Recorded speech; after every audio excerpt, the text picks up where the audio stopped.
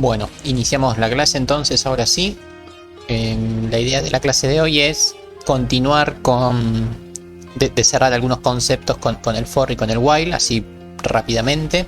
Y por primera vez en lo que va de todo el año, empezar a ver un tema nuevo, ¿sí? Hasta ahora estuvimos transitando con todos temas que ya conocían del curso de ingreso, ¿sí? Todos temas que ya más o menos tenían una idea de qué trataban. Hoy es la primera clase donde vamos a ver un concepto nuevo. Y así vamos a seguir durante lo que resta de todo el año, viendo siempre poquito, pero nuevo, ¿sí? Vamos a ir avanzando de a poco, pero con cosas siempre nuevas. Así que bueno, iniciemos. Como para entrar en calor, yo la clase pasada les dejé dos ejercicios ahí en el PowerPoint, ¿no? Más allá de los obligatorios y los optativos, había 2 o 3 en particular que les dije que piensen y que traten de hacer, porque son una buena práctica del for. Donde el primer ejercicio era algo así. Tenían que dibujar un rectángulo con un determinado carácter, que era el asterisco si no me equivoco. Vamos a hacerlo con la X y listo. Tenían que dibujar algo así. Esperen que lo hago acá, prolijito.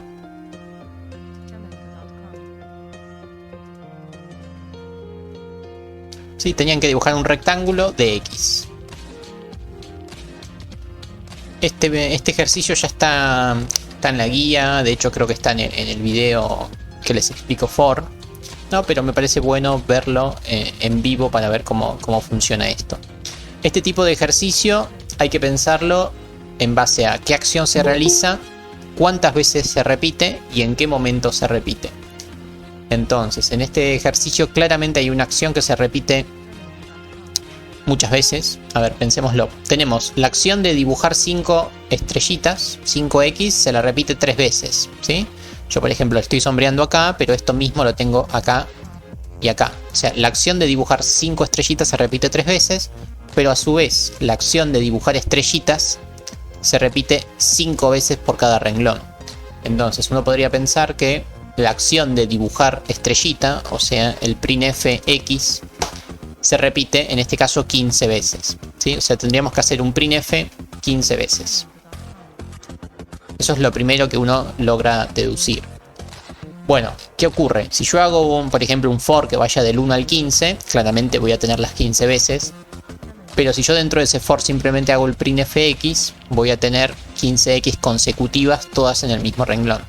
Entonces ahí uno llega a la conclusión que va a tener que cada 5 iteraciones va a tener que dejar un renglón. Entonces acá es como que va a haber un implícito un barra n, ¿sí? Va a haber un barra n luego de dibujar 5 estrellitas por primera vez. Luego dibujan 5 estrellitas otra vez, barra n, otras 5 estrellitas, barra n. Entonces esto es lo que uno tendría que hacer. Entonces, ¿cómo hacemos eso? Bueno, la mejor forma de hacer esto es identificar cuántos renglones hay. Por ejemplo, este es el renglón 1, este es el renglón 2 y este es el renglón 3. O sea, uno identifica que hay 3 renglones.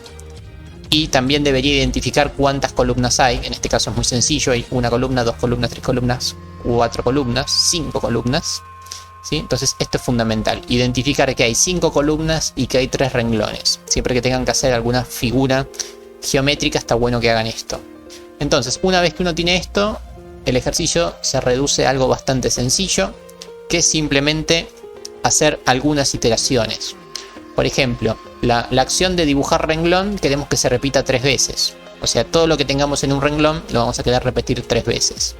Es por eso que podríamos hacer un for desde alguna determinada variable entera que la puedo llamar renglón, ¿sí? El primer renglón que voy a dibujar es el renglón 1. Así que digo, bueno, empiezo en el renglón 1. Voy a llegar hasta el renglón 3. Así que puedo poner menor o igual a 3. De esta forma voy a ir desde el renglón 1, pasar por el 2 y luego al 3. E ir incrementando uno por uno los renglones. Es decir, ir un renglón por un renglón avanzando. Bueno, de esta forma, listo, ya puedo dibujar los 3 renglones. Ahora bien, en cada renglón vemos que tenemos que dibujar 5 veces la estrellita. Es decir, pasar por las 5 columnas. Eso nuevamente es otra repetición. Por ende podemos poner un for con una variable que la puedo llamar columna, que nuevamente va a iniciar desde la columna 1 y tengo que dibujar hasta la columna 5. Así que voy a poner que la columna tiene que ser menor que 5, menor o igual que 5. Así paso por la columna 1, la 2, la 3, la 4 y llego hasta la 5. nuevamente columna más para ir una por una. Y listo, y ya lo tenemos. Ya tenemos que recorremos todos los renglones y por cada renglón recorremos todas las columnas. Eso ya más o menos ya está. Bueno, ¿y qué era lo que teníamos que repetir? Bueno, la acción que hay que repetir es la acción estrellita, la acción X. Le voy a dejar unos espacios para que quede más prolijo. Y más o menos con esta estructura ya terminamos de realizar las 15 repeticiones, porque tenemos 5 por 3 repeticiones. Por ende tenemos las 15 estrellitas. Ahora, si yo ejecuto esto así como está, claramente nos está faltando algo que habíamos dicho que había que repetir, que justamente son los barra n, ¿no? ¿En qué momento hay que dejar un renglón? Eso es lo que uno podría pensar. Si yo lo ejecuto así, de hecho lo voy a ejecutar para ver que no cometí ningún error de sintaxis. Efectivamente lo que vemos son las 15 estrellitas.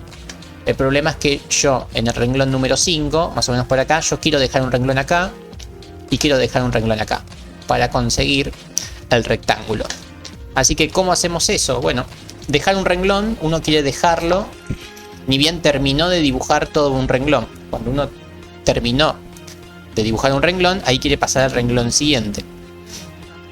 Entonces, a ver, por ahí cada vez que salgo del ciclo de adentro, efectivamente, cuando salen del ciclo de adentro, ¿qué quiere decir el ciclo de adentro? El ciclo de adentro es el que dibuja las columnas. Por ende, cada vez que termino de dibujar las columnas de un mismo renglón, digo, bueno, ya terminé con ese renglón, así que paso al renglón siguiente. Digo printf barra n.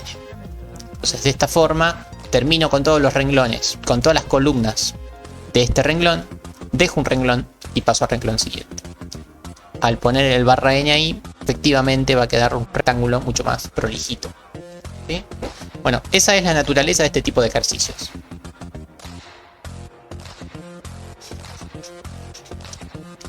Más o menos se entiende la idea de estos ejercicios.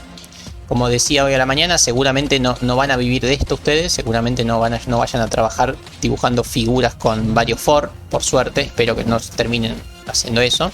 Pero este tipo de ejercicios son muy útiles para esto, ¿no? Para terminar de asentar el uso y el concepto de los for, o en su defecto de los while, y la relación que hay entre cada uno de ellos y las relaciones que pueden existir entre las columnas y los renglones. Entonces son muy buenos ejercicios como para afianzar y entender muy bien cómo funcionan las iteraciones. De estos tienen 4 o 5 como para hacer, yo simplemente les voy a plantear uno más. ¿Sí? Tenían el ejercicio número 2 que era algo así, vamos a hacerlo no sé con una R, que lo que tenían que dibujar era un rectángulo de R's o de lo que sea que tenían que dibujar, donde la idea es la misma. Van a ver que todos los ejercicios tienen la misma idea, solo que tienen que tener cuidado con algunas cuestiones, pero los ejercicios son iguales. Entonces, acá nuevamente tenemos una figura, en este caso es un triángulo, donde hay 4 renglones y hay 4 columnas, ¿no? Columna 1, columna 2, columna 3, columna 4. Así que claramente la primera parte del ejercicio casi que la podemos usar. Vamos a tener que recorrer los renglones van a ir desde el 1 hasta el 4 y las columnas van a ir desde la 1 hasta la 4, así en líneas generales. Pero vamos a tener que tener algunos cuidados. Y vamos a ver cuáles son esos cuidados. En todos los renglones no dibujo la misma cantidad de columnas. O sea, la cantidad de columnas que dibujo depende de a la altura que estoy, o mejor dicho, depende de qué renglón estoy. Por ejemplo, cuando estoy en el renglón 1, dibujo una sola columna. Cuando estoy en el renglón 2, dibujo 2 columnas. Cuando estoy en el renglón 3, dibujo 3 columnas. Y cuando estoy en el renglón 4, dibujo 4 columnas. Entonces, acá vemos que hay una relación clara entre el renglón y la cantidad de columnas que dibujo. ¿Cuál es la relación? O sea, es clarísima, ¿no? Renglón 3, dibujo 3 columnas. Entonces, la relación de columnas, ¿cuál es? ¿Cuál es el vínculo que hay entre el renglón y las columnas?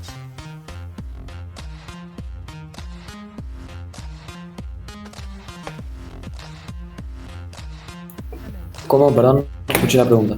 ¿Cuál es el vínculo que hay entre las columnas y los renglones? O sea, en el renglón 3 dibujo 3 columnas. En el renglón 2 dibujo 2 columnas. O sea, hay algo que me relaciona la cantidad de columnas con la cantidad de renglones. No sé cómo responder, pero diría que hay que agregarle a renglón, en el para de renglón, un renglón más, ¿no? No, los renglones no les pasa nada a los renglones. Los renglones se comportan bastante bien. Los renglones van del 1 al 4 y no pasa nada raro. Así que con los renglones yo no haría nada. Lo que sí haría es con las columnas. Lo que cambia es la horizontal. O sea, la horizontal cambia. Entonces a las columnas hay que hacerle algo. Y las columnas, como bien están diciendo ahí en el chat, con Juan, Matías y alguien más, es que la cantidad de columnas que uno dibuja es exactamente el renglón donde están parados. O sea, si están parados en el renglón número 3, dibujan 3 columnas. Por ende, acá la relación es, las columnas que voy a dibujar van a empezar en una y van a terminar en cuánto. Y bueno, justamente en la cantidad de renglones. O sea, si yo estoy en el renglón 3, voy a dibujar una columna, 2 columnas, 3 columnas. Voy a terminar ahí. Entonces, los ejercicios más complejos que van a tener van a ser que justamente ahí va a haber un vínculo entre las columnas y los renglones. Es eso solamente, ¿sí? Y luego tenemos que hacer un printf, desde ya que con la R. Printf R. Y nuevamente, cada vez que termino de dibujar las columnas, tengo que hacer el printf barra n para dejar un renglón. Vamos a ejecutarlo. Y ya lo tenemos, ¿sí? El renglón número 1 dibujo una R, renglón número 2 dibujo 2R, 3, 3R, bueno, y así, ¿sí? Bueno, eso es lo que tienen que hacer ustedes con todos los otros ejercicios que les dejé en la clase pasada, como para que los vayan pensando. O sea, encontrar los vínculos que hay entre las columnas y los renglones para poder anidar bien los for, para que ambos for hagan lo que tienen que hacer. Entonces, eso sería lo que tienen que realizar. Después hay uno que tienen que dibujar con números, creo, que bueno, eso es muy sencillo. Simplemente los números los tienen que sacar del iterador, no importa de cuál, depende cómo sea el ejercicio. Por ejemplo, si yo ahí en vez de dibujar X o R dibujo renglón, vamos a ver que en cada renglón tenemos el numerito del renglón, ¿sí? Y así podemos realizar varias modificaciones a nuestros dibujitos. Pero bueno, nada, que simplemente quería comentarles esos ejercicios por si todavía no empezaron a hacerlos y les surgía alguna duda, bueno, que no se traben tanto y que tengan esto como para iniciar. Genial. Bueno, con eso van a practicar bastante, más que nada las iteraciones for. ¿Por qué? Porque las vamos a usar muchísimo durante todo lo que resta del año. Ahora bien, empecemos un poco a pensar o tratar de construir el nuevo tema o el nuevo concepto que vamos a ver hoy, que podría ser el siguiente. Supongamos que yo quiero guardar y mostrar las edades de 5 personas, ¿sí? O sea, yo quiero ingresar edades de 5 personas y mostrarlas. Entonces, ¿cómo haríamos eso? Bueno, lo voy a hacer rápido, ¿no? Desde ya que necesito una variable edad, un printf que me diga ingresar la edad.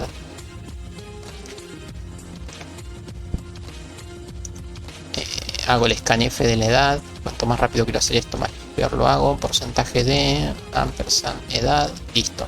Pido que me digan la edad, guardo la edad y después podremos hacer un printf que muestre la edad.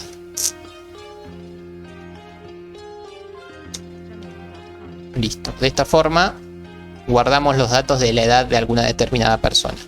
Y yo les pedí que haya 5 edades, no que haya una sola. Entonces, ¿cómo haríamos para pedir los datos de 5 personas? O sea, ¿cómo hacemos para pedir 5 edades y mostrar por pantalla esas 5 edades?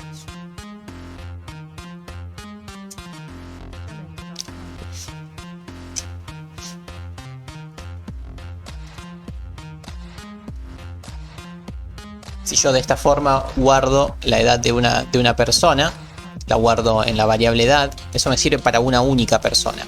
Si nosotros queremos hacer esto para 5 personas, ¿cómo les parece que hacemos?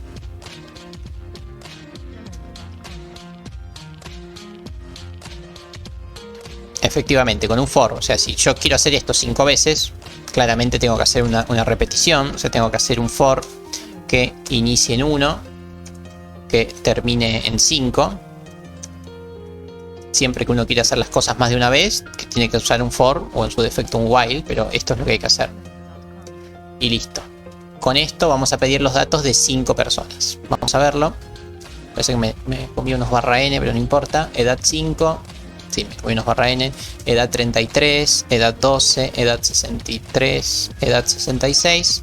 Y terminó. Bueno, esto me pidió los datos de 5 personas, y me fue mostrando los datos de esas 5 personas. Efectivamente esto estaría bien. Ahora, ¿cuál es el inconveniente que tiene esto? Bueno, esto tiene varios inconvenientes. Por ejemplo, ustedes podrían calcular la suma de las edades. ¿Qué les parece? Así como está. ¿Podemos calcular la suma? No. Bueno, sí, la respuesta es sí. De hecho ya lo vienen haciendo en los ejercicios anteriores. Claramente sí pueden calcular la suma. Pueden definir una variable que se llame suma, inicializada en 0.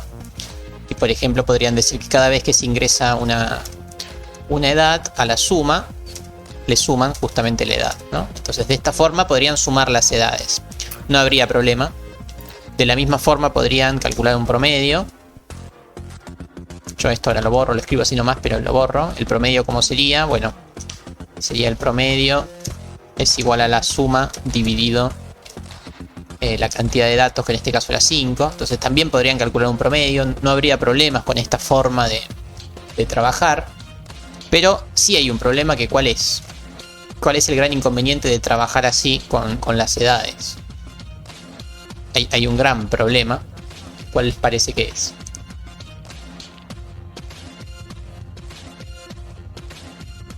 Efectivamente, lo que por ahí dijo alguien, que lo perdí, Juan. Lo que dijo Juan y lo que dijo Martín es que las variables están pisando. ¿Qué quiere decir eso? Que si yo afuera del for quiero mostrar la edad de la persona 3, ¿cómo hago? O sea, ya le pedí los datos a las 5 personas y los fui mostrando uno por uno.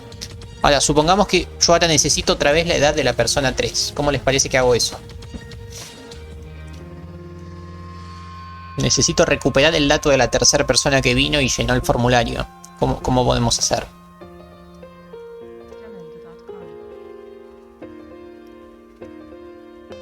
Efectivamente, la respuesta es no. Con lo que sabemos, no se puede, a menos que justamente que hagamos una variable que se llame, qué sé yo, edad 3. O sea, con otra variable podríamos hacerlo.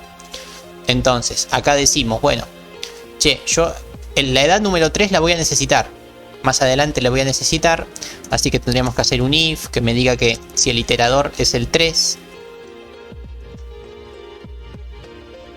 Si estoy en la iteración número 3, digo, bueno, la edad 3 es igual a edad.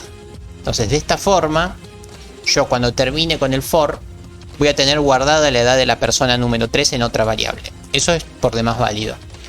Ahora bien, eso es válido porque yo necesitaba la edad de la persona 3. Pero si necesito la edad de la persona 5, ¿cómo tengo que hacer? Bueno, tengo que definir otra edad para el 5, otra edad para el 1, otra edad para el 2. O sea, si yo no quiero perder los datos, no puedo guardar a todos los datos en la misma variable, la variable edad. Tengo que guardarlo en distintas variables, ¿sí?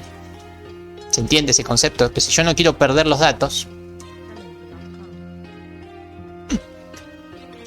tengo que guardarlos en distintas variables, ¿sí? ¿Me van siguiendo con eso?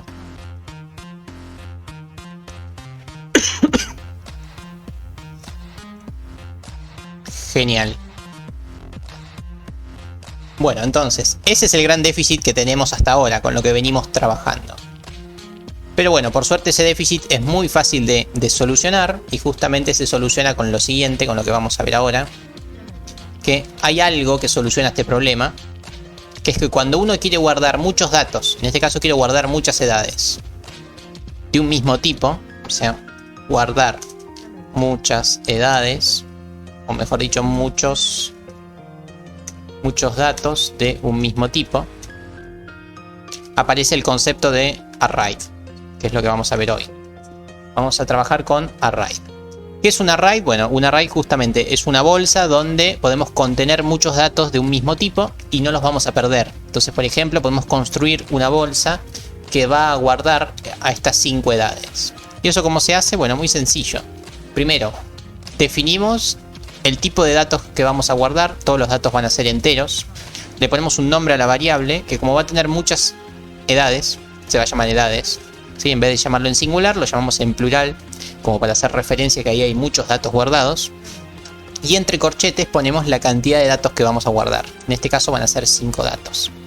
Entonces, ¿qué es lo que genera esto? Bueno, esto genera una variable que tiene 5 posiciones, ¿sí? Posición 1, 2, 3, 4, 5 posiciones. Y en cada una de estas posiciones yo voy a guardar a una de las edades. ¿Bien? ¿Se entiende el concepto? Ahora es una única variable, ya no son más 5 variables. Es una sola la variable, se llama edades. Pero que almacena 5 datos. Y eso es muy importante. O sea, estas 5 edades que antes las tenías que guardar por separadas, ahora van a estar guardadas todas en la misma cajita. Y lo más importante de estas cajitas es, lo más complicado y por ahí lo más complicado para que recuerden en estas primeras clases, es que las posiciones de las cajitas no son tan naturales como uno pensaría. Por ejemplo, si yo les pregunto en qué posición está el primer dato, ¿sí? De hecho lo estoy diciendo, primer dato, uno podría pensar que va a estar en la posición número 1, pero bueno, ese es un inconveniente de los arrays. Empiezan en 0, siempre la primera posición es la 0. Y la última posición va a ser la cantidad de elementos que tenías menos 1. O sea, esto es medio antinatural, pero es así en los arrays. Entonces, en cada una de las posiciones de este array, de esta colección de números, vamos a ir guardando las edades.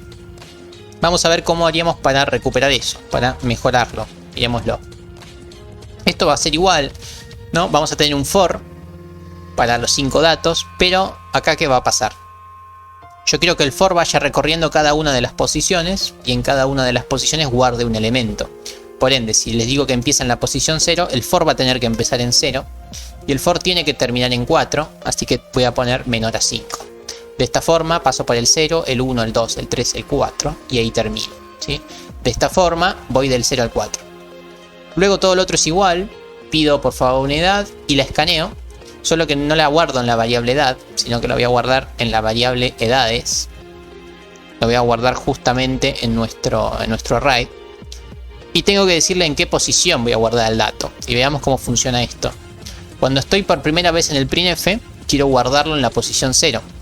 Cuando estoy por segunda vez en el printf, quiero guardarlo en la posición 1. Cuando estoy por última vez en el printf, lo quiero guardar en la posición 4. Eso como lo hago, lo marco entre corchetes con el iterador.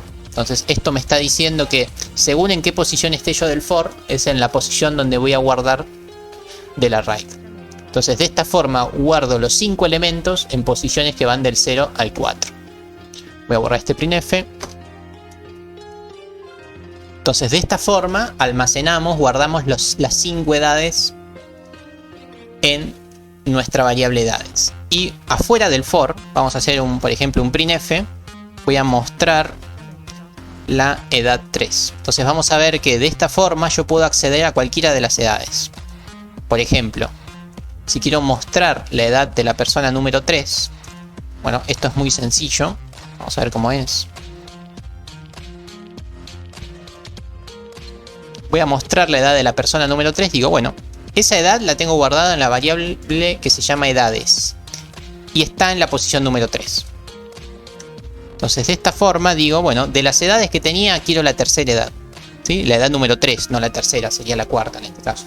Entonces voy a mostrar la edad 3 y de la bolsa contenedora del tipo de dato array me paro en la posición número 3. Vamos a ver cómo funciona. En primera instancia, desde ya que me va a pedir los datos, vamos, una persona de 55 años, otra de 36, una de 12, una de 2 y una de 77. Listo, de esta forma termino de cargar los datos. Ahora, ¿qué les parece que me va a mostrar el printf, ¿no? El printf va a mostrar la edad 3. ¿Cuál sería la edad que va a mostrar?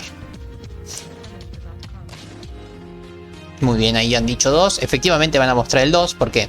55 es la 0, la 1, la 2 y la 3. Efectivamente nos tiene que mostrar un 2. Vamos ahí. Y ahí lo tenemos, ¿sí? La edad número 3 es la edad número 2. Bien. Eso porque quise mostrar solamente una edad. ¿Ven? Estamos viendo que los datos no se pierden. Los datos están todos guardados ahí, en la variable edades. Entonces, esto es un gran salto de calidad en nuestro algoritmo. Tenemos guardado todos los datos y están guardados en un único lugar. Ese lugar se llama edades.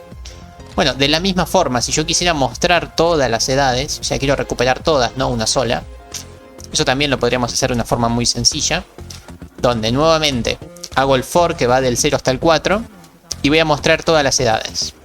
Por ejemplo, voy a decir, bueno, mostrar la edad número 0 y muestro el 0. Entonces lo saco del iterador y lo saco de edades en la posición que me da el iterador y vamos a ver cómo funciona.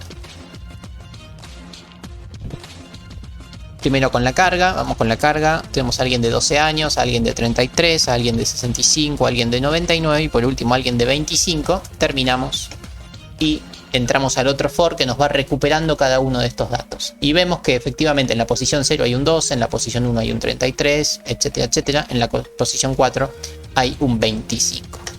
Entonces gracias a esto, gracias a los arrays, podemos guardar muchos datos de un mismo tipo, porque son todos enteros, en una única variable. En este caso la variable se llama edades. Y podemos acceder a esos datos cuando queremos. ¿Bien? No perdemos ningún tipo de información. Entonces hasta acá más o menos fui claro con el concepto y con lo importante que es, más allá del concepto, todo lo que ganamos gracias a esta nueva estructura de datos. Más o menos se entiende.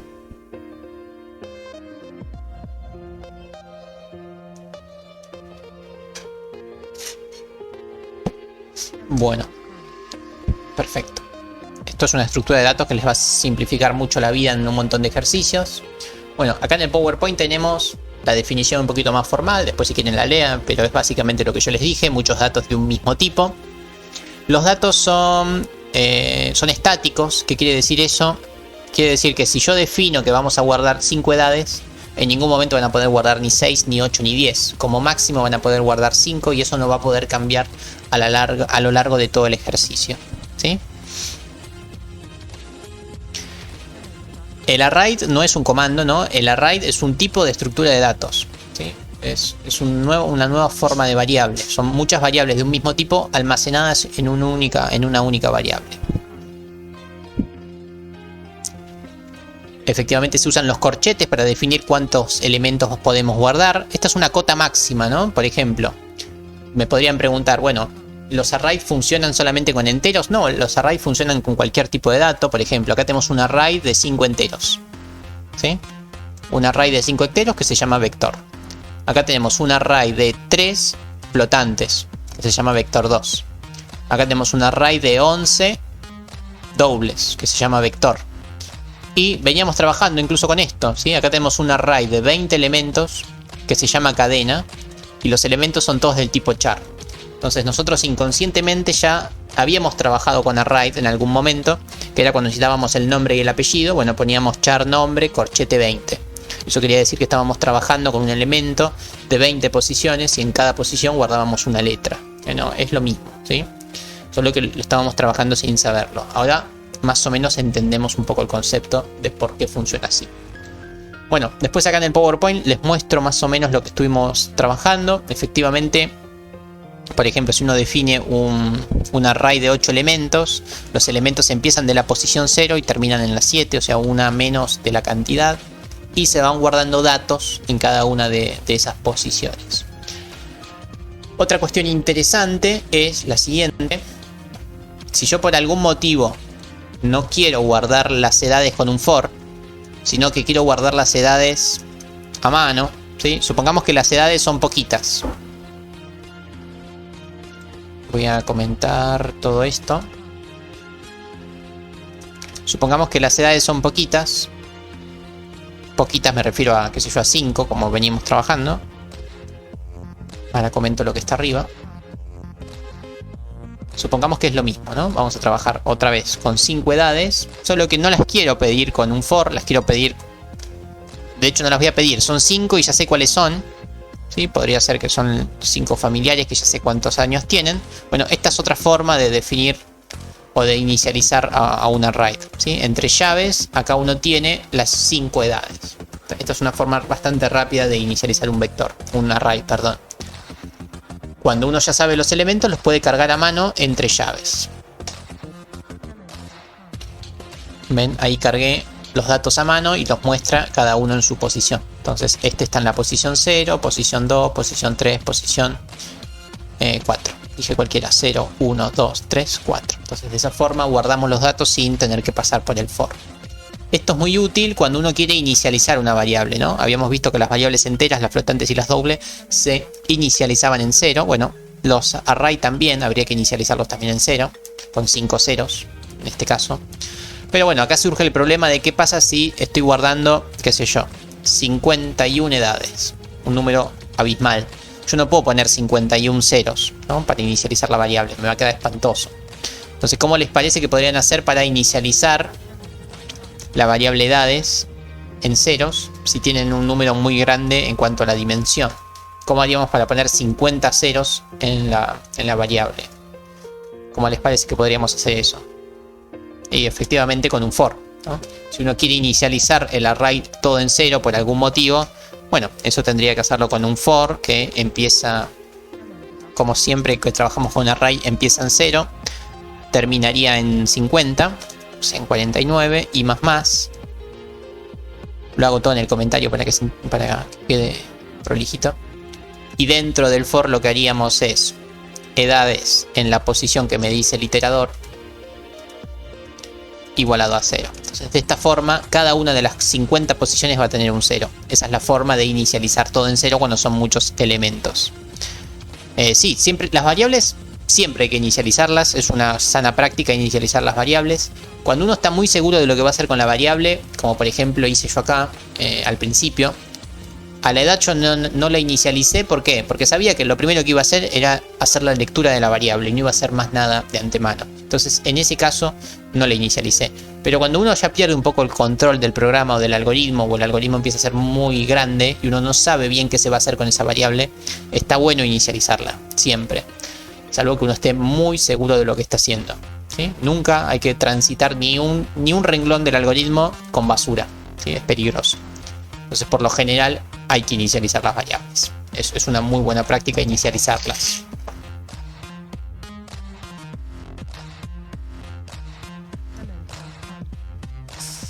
Al inicializarlas te aseguras que si alguien está programando y quiere acceder a tus edades, va a tener siempre un 0 o las edades y no va a tener basura. Entonces, ahora que hacemos cosas tan sencillas y tan simples, no nos damos cuenta, pero créanme que es muy importante la inicialización de variables. Bueno, perfecto. De esa forma, entonces tenemos una array. Nuestros primeros pasos con una array. Hagamos algún ejercicio un poquito más complejo. Por ejemplo, vamos a pedir por teclado 6 alturas de 6 personas distintas y vamos a calcular, por ejemplo, el máximo, la máxima altura.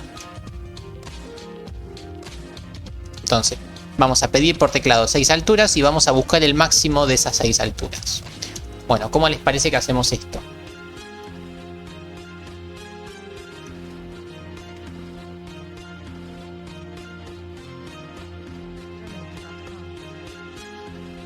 Necesitamos 6 alturas, cargarlas primero y una vez que las cargamos, buscar el máximo de esas alturas. Y desde ya que, bueno, mostrarlo por pantalla o algo así. Bueno, efectivamente acá nos empezamos a dar cuenta que más o menos todo es lo mismo. Bueno, acá Martín dice que como es un número bajito, podríamos inicializarlo con 6 ceros. Está bien, sí, podríamos. No lo voy a hacer, pero sí, efectivamente podríamos. Vamos a definir el array que se llama alturas. Vamos a tener 6 alturas. Dije 6, ahí estamos, 6 alturas. Bueno, como para que tengan el ejemplo y me crean que funciona, le voy a hacer caso a Martín y lo voy a inicializar con 6 ceros. Espero que acá haya 6 ceros. A ver, sí, bien. La inicialicé en ceros. Pero luego lo que vamos a hacer es el for que inicializa en k igual a 0. Lo llamo k para innovar un poco, ¿sí? Termina en 6. Termina en 5, mejor dicho. K más. Y dentro del for lo que vamos a hacer es, vamos a ir guardando esas alturas. Así que hacemos el printf con ingresar la altura. Dejamos un rengloncito, vamos con el scanf. Comillas, en este caso son flotantes, así que porcentaje f. Vamos con el ampersand. Se llama alturas. Pero no lo guardo en cualquier lugar de las alturas, sino que lo guardo en donde me lo dice el iterador k. Entonces, de esta forma cargamos las alturas. Acá se guardan las alturas. Listo, ya las tengo guardadas. Técnicamente ya están guardaditas todas en nuestras alturas. Ahora, me gustaría, qué sé yo, mostrar las alturas. Vamos a mostrar las alturas que están guardadas acá. ¿Cómo hacemos? Bueno, la respuesta es siempre la misma, ¿no? Hacemos un for nuevamente. Pero en este caso vamos a mostrar las alturas. Así que ponemos altura, número, porcentaje de, sea cual sea el número de la altura.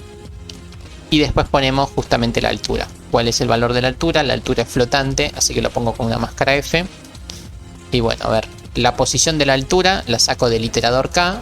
Y la altura la saco de la variable altura en la posición K. Lo mismo que hicimos antes, solo que con alturas y con K. Bueno, de esta forma ya debería estar funcionando. Vamos a chequearlo. Me está pidiendo que ingresar las alturas. Dale, no hay problema, ingresamos las alturas. Opa, pasé 1.46 y vamos con esta última. Bueno, eran 6. Bueno, ahí tenemos las 6 alturas y acá nos está mostrando las 6 alturas en la posición que están. ¿Sí? Así que estaría todo funcionando bastante bien. Pude cargar las alturas y puedo mostrar las alturas como para recuperarlas en caso que lo necesite. Pero bueno, ahora pasemos a lo que pedía el ejercicio, que efectivamente el ejercicio es cuál es la altura máxima. ¿Cómo hacemos para calcular un máximo? ¿Cómo les parece?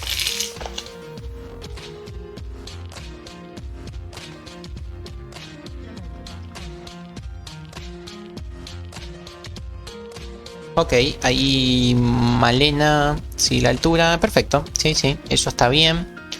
Tendríamos que tener cuidado dónde hacemos ese if, pero sí, la respuesta es correcta.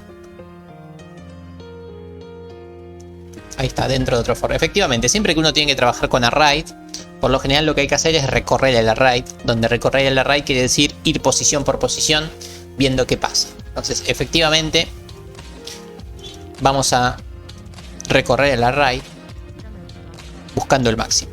Vamos a buscar el máximo.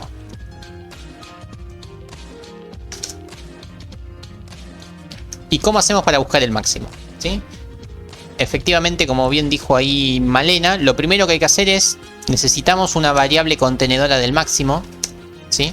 Una variable auxiliar máximo, que es donde vamos a guardar el dato máximo, ¿sí? Porque el dato máximo es uno de los elementos del array, pero quiero guardarlo, como para poder hacer referencia a él en algún momento. Entonces, ¿con qué valor tengo que inicializar yo el máximo? ¿Sí? Acá sí es importante la inicialización, porque esta variable la voy a usar para algún aspecto lógico. Entonces va a ser fundamental inicializarla, porque si no, no puedo sacar ninguna conclusión lógica con un dato que tiene basura. Bueno, suele ser una respuesta bastante típica que me digan inicializarlo en 0 o que me digan inicializarlo en un número bajo. Estas son respuestas típicas, pero ambas respuestas están mal y ahora vamos a ver por qué. Más allá de si funcionan o no funcionan en algún momento, están mal las respuestas. A los máximos o a los mínimos o a prácticamente cualquier variable auxiliar hay que inicializarla con uno de los elementos del array. Con cualquier elemento, ¿sí? Pero con uno de los elementos. Por lo general se lo inicializa con el elemento que está en la posición 0. ¿Sí? Pero que quede claro que hay que inicializarlo con cualquier elemento del array. No hace falta que sea siempre el 0, pueden poner cualquiera. No hay problema, ahí el algoritmo va a funcionar. Por lo general se pone el 0, yo siempre voy a poner el 0, pero pueden poner cualquiera, ¿sí? Bueno, ¿y qué es lo que hay que hacer? Ahí muy bien lo adelantó Malena. Efectivamente lo que hay que realizar es una comparación que me diga que si las alturas en la determinada posición que me indica el iterador, o sea, la altura en la posición K es mayor que el máximo, si se cumple con esto, ¿qué está ocurriendo en realidad? Está ocurriendo que este máximo, que inicialmente dije que era la posición 0, es mentira. Este no es el máximo. ¿Por qué? Porque si fuera el máximo, no podría ser superado por ninguna altura. Por ende, si la altura supera el máximo, quiere decir que el verdadero máximo es justamente el valor de la altura en la posición K. Entonces, si encontramos una posición K que tiene almacenada una altura mayor que el máximo, decimos que bueno, nuestro nuevo máximo es justamente ese valor. Así es como funciona la búsqueda de mínimos o de máximos o de lo que sea que estemos buscando. Una vez que hicimos eso, podemos hacer el printf del máximo. Vamos a mostrar el máximo. El máximo lo mostramos. El máximo es un flotante, así que nuevamente va la F y lo sacamos de la variable máximo.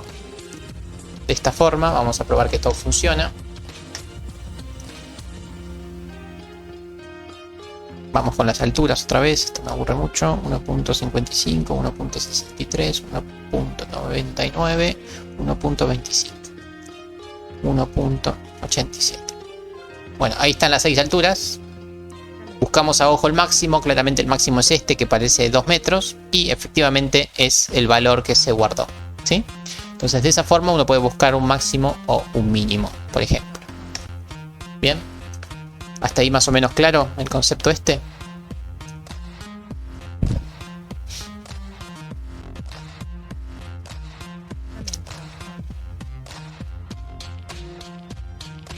Bueno, espléndido. Bueno, muchas veces pasa que... Sí, obvio, si querés que quede más lindo pones el punto 2 o el punto 1 o el que sea y limitas los decimales y eso siempre es válido.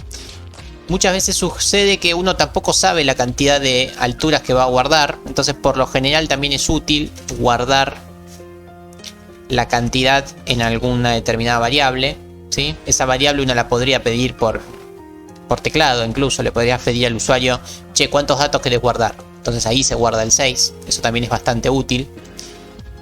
Entonces, en vez de poner 6, siempre uno pone cantidad. Entonces, de esta forma nos desprendemos un poco de la cantidad de elementos del array. ¿Sí? Vamos a ver qué ganamos con esto. De hecho, vamos a hacerlo así. Miren cómo reutilizamos esto de una mejor forma. Digo, printf. Uy, rompí todo. Vamos a ver. Printf. ¿Cuántos datos querés?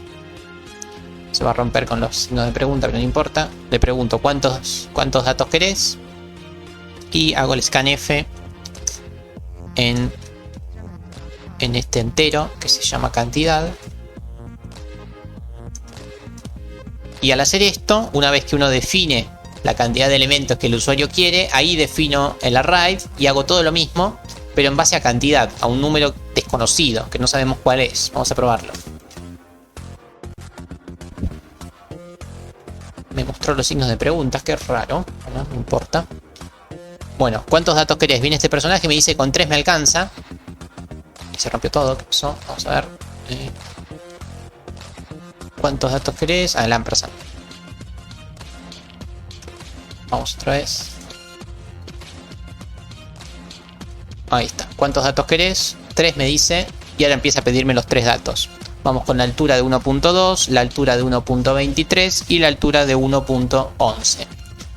Y terminó ahí, ¿ves? Yo dije que eran 3 elementos, me lo pidió 3 veces, me muestra las 3 veces y me consigue el máximo de esas 3 veces. Así que todo funciona independientemente de cuántos elementos tengamos en el array. Eso también es bastante útil. Definir antes el tamaño del array y nos queda bastante generalizado. Lo que sí es importante, y lo que decía el primer PowerPoint, es que los arrays son estáticos. Yo no puedo cambiar la dimensión del array a cada rato. No puedo decir que tiene 5 y después por acá decir que tiene 11 y después por acá decir que tiene 20. No, una vez que uno define la cantidad de elementos que tiene, no se puede cambiar durante todo el tiempo de ejecución del programa. Así que eso tiene que quedar fijo para siempre. Bueno, dicho esto, vamos a avanzar un poquito más con el PowerPoint. Acá tienen un ejercicio parecido al que hicimos, ¿no? Tenemos un array de 20 elementos donde justamente encontramos el máximo de esos 20 elementos, o sea, algo muy parecido a lo que venimos haciendo. La declaración del array es luego, sí, efectivamente, si yo quiero hacerlo con esta estructura, ¿no? De primero pedir la cantidad y trabajar con el array, efectivamente hay que hacerlo en este orden, porque si yo lo defino así, bueno, si yo lo defino así no tiene ni sentido. Si yo lo pongo acá no tiene sentido porque cantidad ni siquiera está definido. Y si yo vengo acá y lo defino así, tampoco tiene mucho sentido, porque estoy inicializando un array de basura elementos. O sea, no, le estoy diciendo que hay basura elementos. Basuras puede ser 0, puede ser 1.500.000. Que esto no va a funcionar. Entonces, efectivamente, al array tenemos que darle la dimensión una vez que ya sabemos cuáles son las dimensiones que va a tener. No antes. Efectivamente, es una buena pregunta. Bueno, Este ejercicio es muy parecido al que hicimos. Buscamos el máximo de un array de 20 elementos. Una cuestión en cuanto a definición. Cuando los arrays son de... Me perdí. Cuando los arrays son de números, ya sean enteros, dobles o flotantes, cuando son o enteros o flotantes o dobles, se los suele llamar vector, además de array, ¿sí? Cuando son array de números, se los suele llamar array, justamente porque uno los puede vincular a los vectores físicos o matemáticos. Cuando son array de números, se los puede llamar vector. Así que van a ver que a mí más de una vez me va a escapar la palabra vector, pero me refiero a un array de números. Cuando los arrays son de char o de cualquier otra cosa, se llaman array y punto. Pero cuando son de números, se les puede dar ese otro nombre, vector.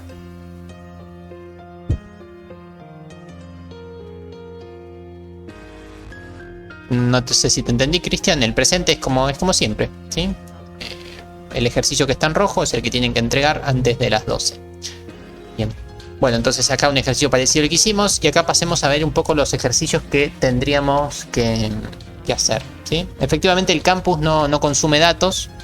No consume datos si ingresan desde la app de Moodle, ¿eh? Si ingresan desde el campus, desde el browser, desde el navegador, consume datos, ¿sí? Tienen que descargarse la app de Moodle y ahí sí no consume datos. Así que detalle no menor. Bueno, ejercicios.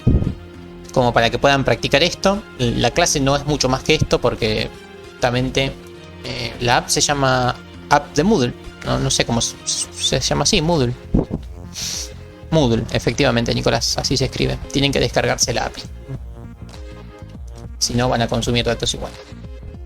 Bueno, ejercicios. Tienen estos dos primeros ejercicios que son muy sencillos. Son ejercicios como para entrar en calor con el tema de array, ¿no? El primer ejercicio es crear un programa parecido al que hicimos recién del máximo, donde se muestre no solo el máximo, sino también el mínimo, y que nos muestre el vector al revés. ¿Qué quiere decir el vector al revés? Acá creo que lo tengo andando, a ver. Vamos a ejecutarlo porque por ahí esto no se entiende. Bueno, este es el vector, o el array. Al revés quiere decir que me muestren primero el 2, después el 1 y después el 0. O sea que lo muestren al revés, a eso se refiere, ¿sí? Bueno, eso, el vector de atrás para adelante, o sea, de la última posición a la primera. Después, ejercicio número 2, lo mismo, un arreglo con 10 alturas. Una vez que se ingresaron las 10 alturas, mostrar el mínimo y el máximo y el promedio, ¿sí? Y también mostrar las alturas de las posiciones pares, es decir, la altura de la posición 0, la altura de la posición 2, la altura de la posición 4, así hasta la posición 8. Esos son dos ejercicios muy parecidos a los que venimos trabajando. Y después el ejercicio 3, que es el que les voy a pedir que entreguen hoy para practicar y para el presente, que les voy a dar tiempo hasta las 12 de la noche para que lo puedan subir. ¿Cuál es? Bueno, les dejo ahí unos segunditos como para que lo lean. Pero son cosas muy parecidas a las que venimos trabajando, solo que son muchas más, ¿sí? Leanlo un segundo y ya mismo lo vemos.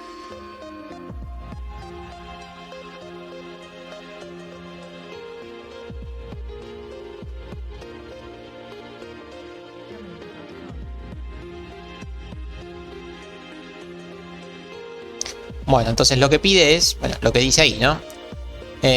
Bueno, seleccionar cuántas posiciones tiene el vector, o sea, lo mismo que hicimos recién, ¿sí?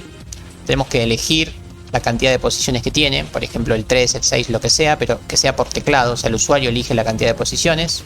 Una vez que se define el tamaño del vector por el usuario, después el usuario tipea tantos números enteros como se eligió, o sea, si se eligió que tiene 6 posiciones, se van a tipear los 6 números enteros para completar el array. Bueno, lo de siempre, lo que venimos haciendo hasta ahora, así que hasta acá nada nuevo. Una vez que tenemos al array totalmente repleto con sus números enteros, ¿sí? Lo que queremos es mostrar la suma de los pares, mostrar el promedio de los impares, mostrar el máximo, como lo hicimos recién, mostrar la posición donde estaba el máximo, el mínimo y la posición donde está el mínimo. ¿A qué me refiero con eso? Volvemos acá. Bueno, voy a compilar para que se den cuenta. Creo que se entiende, pero por las dudas lo vemos. Vamos con un array de 5 elementos.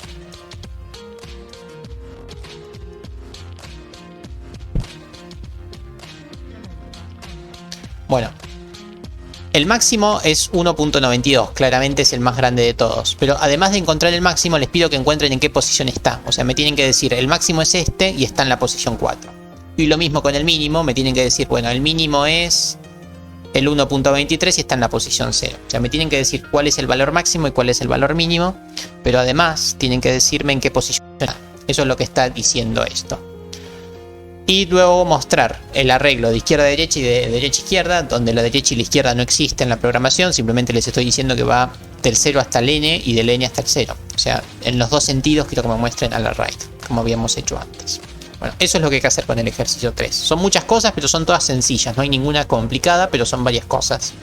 Así que eso me gustaría que hagan para el presente de hoy. Luego hay otros ejercicios más que ya pueden hacer con lo que sabemos. El ejercicio 4 es crear un vector con 30 números enteros aleatorios. Donde para hacer un número aleatorio en C no es tan sencillo como simplemente llamar una función. Para que eso funcione tienen que llamar a una librería. Luego tienen que inicializar esta función. Y luego ahí sí generar el número aleatorio por medio de la función run. Seguramente así no les salga porque son muchas cosas nuevas que uno no entiende. Por eso tienen en el slide número 7 un ejemplo de cómo se haría. Así que acá tienen un ejemplo que genera 30 números aleatorios. Los comandos fundamentales son este. El primero, incluir la librería time.0. El segundo, inicializar srun time null, ¿sí? Y el segundo es donde justamente se inicializa en esta variable un número aleatorio. Entonces, esa es la forma de generar un número aleatorio, ¿sí? Desde un ejercicio que hicimos hace como 3 años. Bueno, entonces esos 4 ejercicios los pueden hacer con lo que vimos, sin ningún inconveniente, más allá de esto de los aleatorios que por ahí lo tienen que chusmear.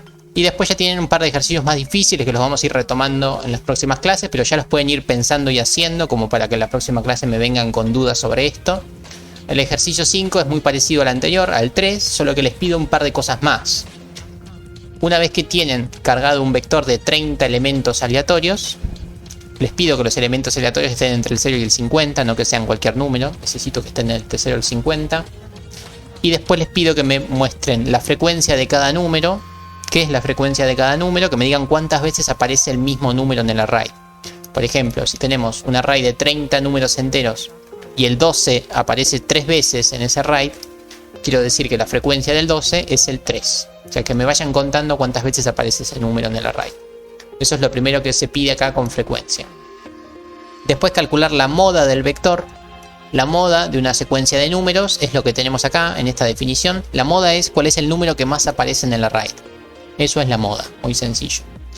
Después el promedio del vector, eso también lo vienen trabajando, es la suma de todos los elementos dividido la cantidad de elementos, fácil el promedio, y lo más difícil es esto, calcular el desvío estándar de los números. El desvío estándar es un poquito más complicado porque tienen que hacer toda esta cuenta, ¿sí? Tienen que hacer la raíz cuadrada de una determinada operación que está dada por sumas y cuadrados, entonces acá puede que se mareen un poco más. Así todo, para eso les traigo acá una ayudita, ¿no? Que pueden también usar la librería maths y para elevar al cuadrado o a cualquier potencia pueden usar el comando pow. Esto es, por ejemplo, 9 a la 15. Así se eleva 9 a la 15 en C. El 5 lo pueden dejar como para hacerlo al final, cuando ya estén más cancheros con array, pero ya pueden irlo pensando y trabajándolo porque esta es una buena fuente de dudas y para que ustedes progresen mucho con este ejercicio de array. Esto se los marco en rojo porque es más difícil de trabajar. Sí, ya saben hacerlo, pero es más difícil. La raíz, ¿cómo se hace? Bueno, con el pow, ¿no? La raíz cuadrada, ¿qué es? Estoy seguro que ya lo vieron en matemática. ¿Qué quiere decir un número raíz cuadrada? ¿Qué es elevar a la raíz cuadrada o sacar la raíz cuadrada? Efectivamente, todas las raíces son potencias fraccionarias. Entonces la raíz cuadrada no es otra cosa más que elevar a la 1/2. Propiedad básica de los exponentes. Entonces pueden elevar a la 1/2 y eso es la raíz cuadrada y listo. Con eso ya estaría. Bueno, este es el más difícil, pero está bueno que lo trabajen para sacarse varias dudas. Acá tienen todas las definiciones que necesitan. Después el ejercicio 6, que no sé dónde está. Es este, que por ahí también los asusta un poco con los dibujos, pero créanme que es muy sencillo. Es definir dos vectores de 3 elementos, o sea, dos vectores de 3 números, y sumar los vectores, restar los vectores, multiplicar los vectores y triplicar a un vector. Acá abajo tienen cómo sería la cuenta de cada una de estas cosas. Son muy sencillos, simplemente es cuestión de entenderlos. Por ejemplo, la suma de vectores es hacer 1 más 2 y lo guardan en el primer elemento, 2 más 2 y lo guardan en el segundo elemento, tercer elemento más tercer elemento y lo guardan en el tercer elemento. Estas son operaciones básicas con vectores. Y por último, para terminar esto, acá tienen un videito donde les cuento un par de cosas más sobre los arrays. Bueno, resumiendo, porque les mostré muchos ejercicios ahí, tienen estos primeros 4 ejercicios que son todos muy sencillos, no tienen mucho que pensar, tienen que entregar el número 3 antes de las 12 de la noche. Después, cuando ya estén más cancheros con array y tengan ganas de practicar algo, hagan el ejercicio 5, ¿sí? Que es un poquito más complejo y más cuentoso, pero está bueno como para ir ordenando su mente a la hora de generar nuevas variables, hacer iteraciones y todas las cosas que estuvimos trabajando. Y por último, el ejercicio 6, que es muy sencillo, pero lo asocia un poco más a la física y a la matemática. Entonces, por ahí hablé mucho en este último momento, pero créanme que es muy poquito. 4 ejercicios fáciles, uno difícil y uno fácil vinculado con la matemática. Entonces, de esa forma, más o menos terminamos con la clase de hoy. La clase que viene retomamos con estos ejercicios y seguimos avanzando un poco más con array, pero con eso ya estaríamos. El PowerPoint está, pero está invisible. Yo ahora lo pongo visible ni bien terminemos la clase. ¿Sí? ¿Por qué tenés miedo, Martín? ¿Qué pasó? ¿No se entendió algo de esto?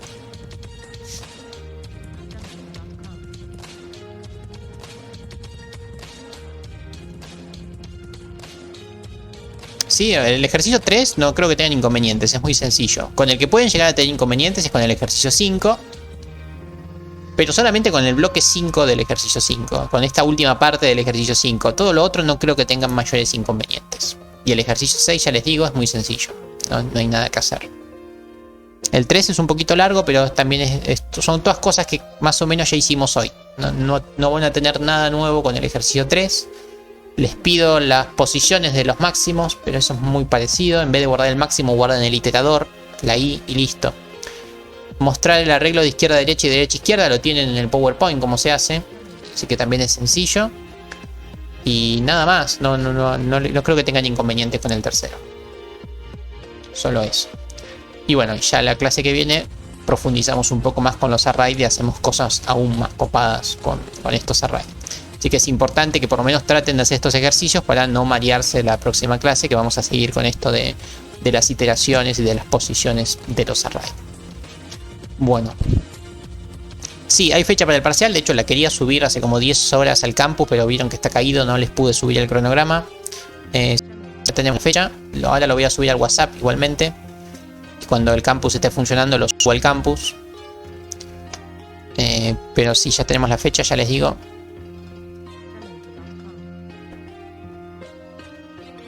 Acá están las fechas, las tengo en una imagen, después lo subo más prolijo, pero estas son las fechas. Bueno, me mata como se ve. Así que el 28 de junio sería el primer parcial. ¿Sí? Poquito antes de las vacaciones. Así que ya se lo van agendando. Antes que pregunten, hay varios feriados acá. ¿Sí? De estas fechas que puse hay feriados. Mientras sigamos en la virtualidad, yo doy clase igual los feriados. ¿Sí? Así que los lunes que son feriados, vamos a tener clase de igual manera. Con la única diferencia que no les voy a tomar el presente ese día, pero la clase la voy a dar igual. ¿Sí? Mientras sigamos en la virtualidad. Si llegamos a volver a la facu, ahí ya no. Pero si es virtual, feriados hay clases de igual forma. Así que bueno, ahí tienen la fecha del primer parcial. El segundo parcial allá por octubre. Recuperatorio del primer parcial en noviembre. Recuperatorio del segundo parcial también en noviembre. Falta mucho, hay que pulir varias cosas, pero ya las fechas se las pueden ir reservando.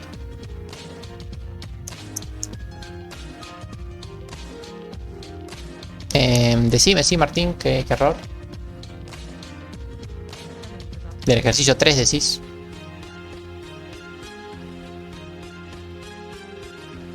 Dale, decime cuál es el problema.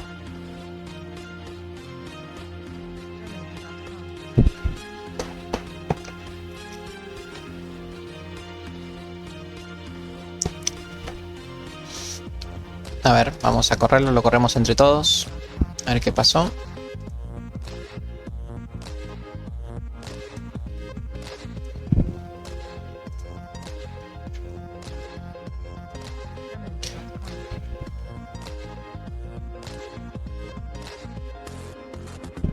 Ahí me silencié porque el vecino puso música, pero bueno, no importa. No sé si se escucha. Bien, a ver, esto lo que decís que tiene error. Primero déjame pensar, a ver qué hace. Definís 2 iteradores, cuántos números querés ingresar, cantidad, lo guardás ahí, hasta acá estaría todo bien. Haces un iterador que vaya desde el 0 hasta la cantidad y más, printf, ingresar, vector, en la posición y estaría bien. Desde k igual 0 hasta... ¿hasta qué? Esto tamaño. La cantidad.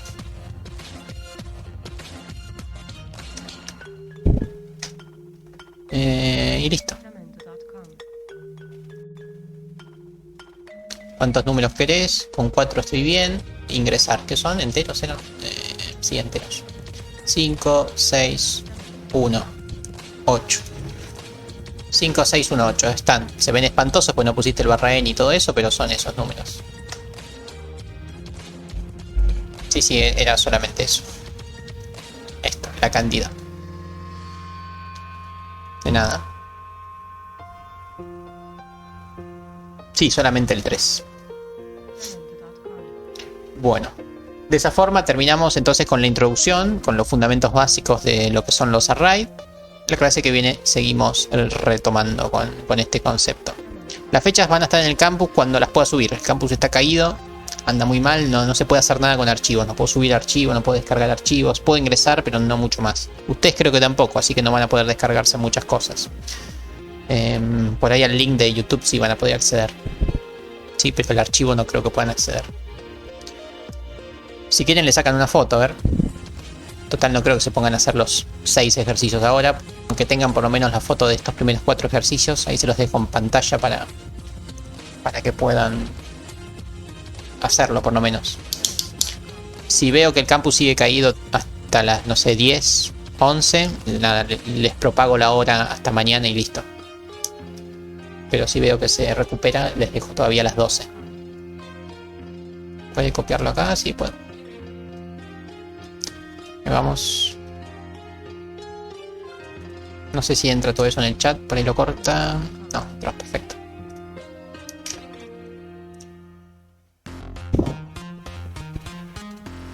Cualquier cosa me van diciendo. Si ven que son las 11 y no pueden subir todavía el trabajo, son las 10 y pico y no lo pueden subir, me dicen y les pongo el horario hasta mañana a las 12. Listo, no hay problema. Bueno, terminamos entonces la clase con esto. Y nada, nos vemos el otro lunes. Muy buenas noches.